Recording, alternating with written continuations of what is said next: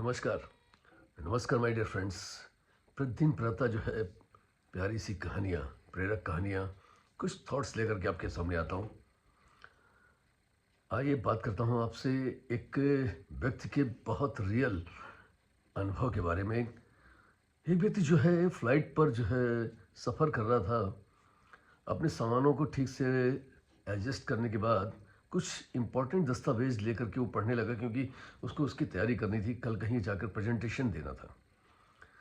उसके बगल में एक 60-70 साल का एक बुजुर्ग व्यक्ति बैठे हुए थे, और वो भी अपनी कुछ मोबाइल पर मेल वगैरह कुछ ट्रांसफ़र कर रहे थे और देख रहे थे। एक हल्की नज़र से उसकी ओर देखा उन्होंने। उसके बाद वो अपने दस्तावेज पढ़ने लगा, अपनी तैयारियां पूरी करने लगा। करीब 10 से 15-20 मिनट बाद जब वो अपने सारी चीज़ों को पढ़ लिया उसने, तो फिर से जो भी उसके अपने डॉक्यूमेंट्स थे वो उसने व्यवस्थित रूप से बैग में रख दिए। और बैग में रखने के बाद बड़े ध्यान से अपने पड़ोस में बैठे हुए व्यक्ति को उसने देखा। उसको लगा कि ये व्यक्ति को मैंने कहीं देखा है, और सोचने लगा। सोचते ही उसको कुछ क्लिक किया। उसने विनम्रतापूर्वक पूछा कि श्रीमान जी, क्या आप नारायण मूर्ति जी हैं? बहुत विनम्रता से ही उन्होंने जवाब दिया, जी हाँ, मैं नारायण मूर्ति हूँ।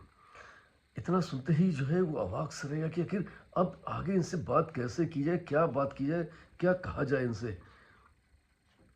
लेकिन जो है फिर आगे बात बढ़ाते हुए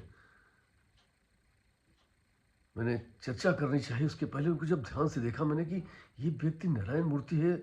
मैंने उनके सूट पर नज़र डाली। एक साधारण सा सूट था ब्राउन कलर का। एक जब उनके जूतों पर नज़र आई, साधारण से जूते थे उनके, लेकिन वेल पॉलिश्ड किए हुए।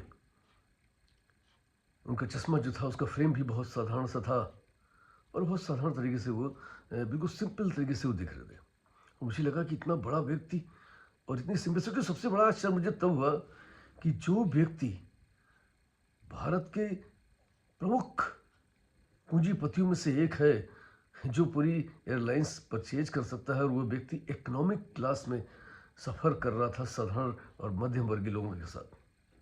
खैर, मैंने अपनी बात आगे बढ़ाते हुए उनसे पूछा कि बताया अपने बारे में कि मैं एक कॉर्पोरेट ट्रेनर हूँ, और कई बहुराष्ट्रीय कंपनियों के साथ, कई मल्टीनेशनल कंपनियों के साथ मैंने जो है काम किया है। बातचीत के दौरान बातचीत आगे चलती रही, तो मैंने उनसे पूछा कि आप सर इस इकोनॉमिक क्लास में सफ़र कर रहे हैं। उन्होंने बड़े हैं हंस मुस्कुरा कर कहा कि क्या बिजनेस क्लास वाले जल्दी पहुंच जाते हैं? जवाब साधारण था, लेकिन जवाब में बहुत गहरी बात थी। और उस बातों की चर्चा करते हुए चर्चाएं आगे बढ़ीं।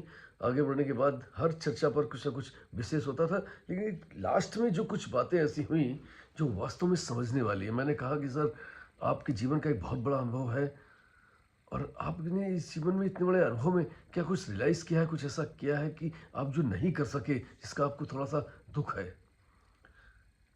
थोड़ा सा वो उदास हुए, और उन्होंने कहा, हाँ, मैंने जब मैं जवान था और जब मैं अपने शरीर का भरपूर ख्याल रख सकता था, उस समय जो है मैंने अपने शरीर का ख्याल शायद नहीं रखा। इसलिए आज मुझे अपने शरीर से थोड़ा कष्ट है।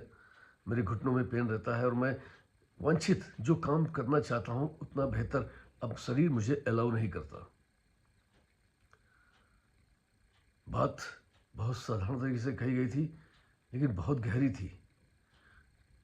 उन्होंने कहा कि ये शरीर जो है, ये एक ईश्वर की दी हुई आपको एक अनमोल धरोहर है। अगर आप इसका ध्यान रखते हैं सही समय पर, तो निश्चित तौर पर आपकी जो जीवन यात्रा है, ये लंबी दूरी तक ये आपको ले जाता है, आपकी यात्रा पूर्ण कराता है, सुखद अनुभव के साथ और स्वास्थ्य के साथ।